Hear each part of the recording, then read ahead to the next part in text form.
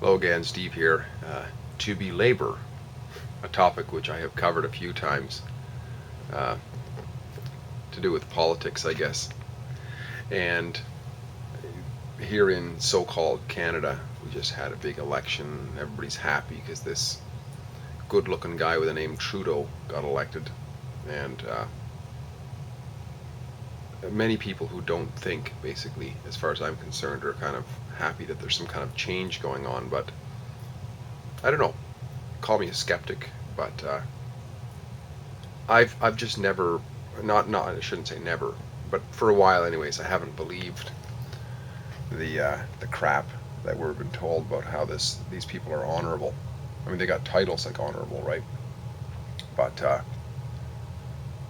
I saw I saw a funny little thing on I think it was Facebook a while back. It was a cartoon of this guy in a suit sitting down with this lady at a approaching her to sit. Well, he was sitting in the process of sitting down at this table, and he extends his hand to shake her hand, and he says, "Hi, I'm John so and so, whatever.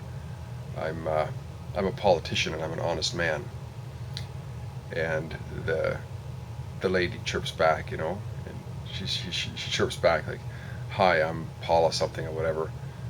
I'm a prostitute and I'm a virgin." You know, it was it was quite interesting. I don't know, these people um, in politics, and the more that gets uncovered. I just recently am going through this book. It's called by a guy named James Bradley. It's called The Imperial Cruise. I highly recommend it if you are a little bit skeptical about politicians. It's called The Imperial Cruise: A Secret History of Empire and War, and it's about primarily the shenanigans of Theodore Roosevelt in and his Secretary of War Taft. In 1905, they went on the largest junket to Asia ever, and it's absolutely amazing. It's a bit of history of what went on in Asia, the absolute genocide that took place. I mean, from what he's uncovered, if it's true, and I'm not saying that I'm going to verify it, but anybody could probably verify it if they look hard enough. Theodore Roosevelt was no better than Hitler. I mean, this guy was an absolute monster with the number of Filipinos, an estimated 1.3 million of 7 million Filipinos were just completely slaughtered, and many of them tortured with amazing intentional detail, exploded with water bellows and so on into their mouth. And, I mean, just absolute human atrocities.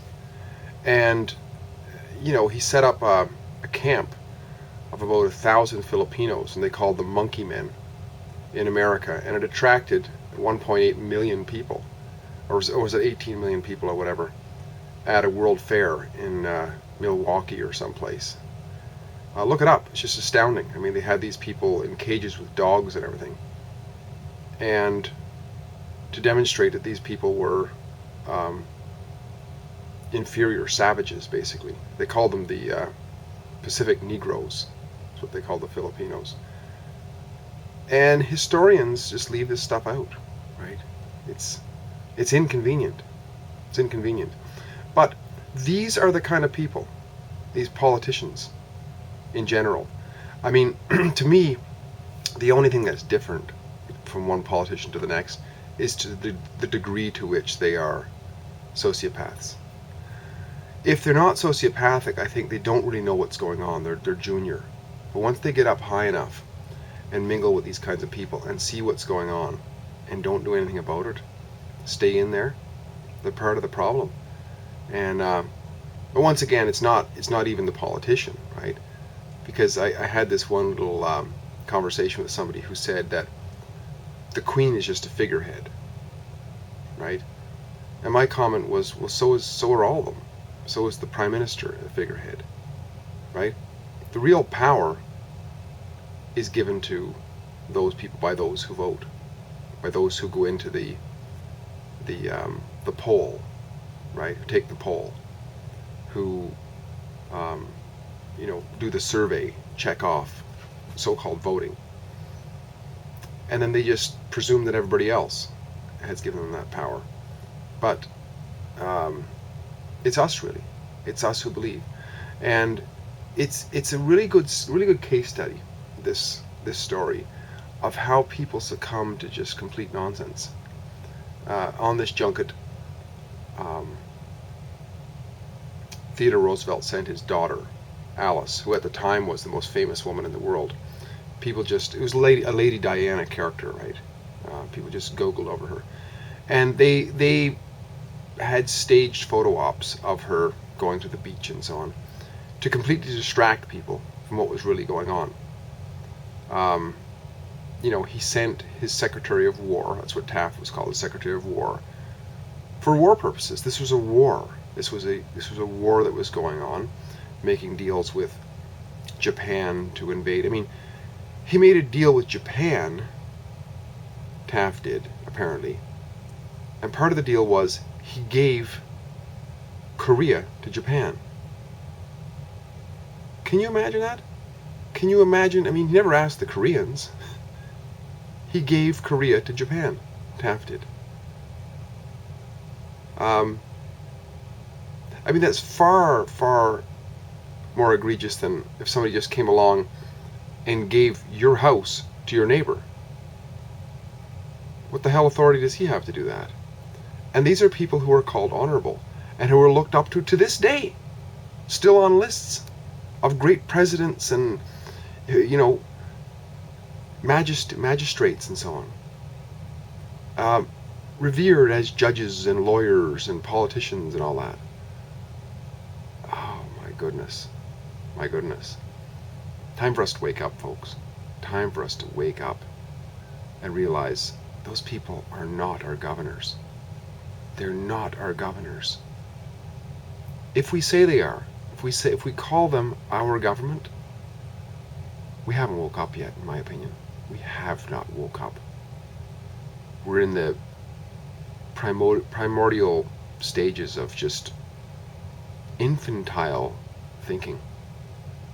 And as long as it continues, those guys, who are better than us, obviously, right? If they can pull that kind of nonsense on us, they're obviously more skilled, they're more intelligent, obviously, right? And they see us as dummies. That's why they can get away with it. The moment we wake up to it and realize we don't need governors, we can wipe our own asses. We can make our own food. We can talk to our neighbors without having to get permission.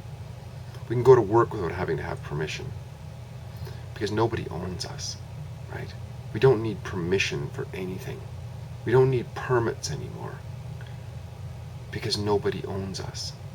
If we go get permits, ask people in offices and so on for permits, we're admitting that they own us.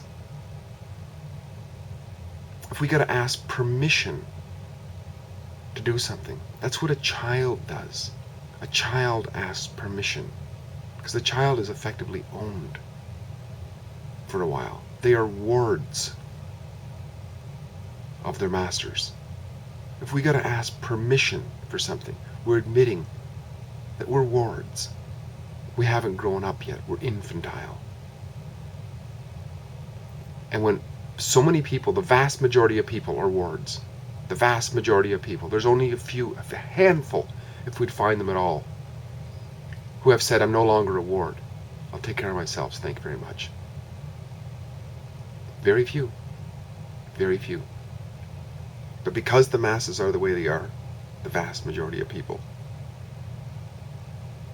we get people like Theodore Roosevelt, who are completely scum of the earth, lying son of a bitches, who will go on killing millions of people, dropping bombs wherever they want to get what they want, and to pay off their buddies, so that their buddies can sell bombs and get you to pay for them. Think about that the next time you're tempted to go into the poll and give some validity to these suckers. Think about it. Steve here again.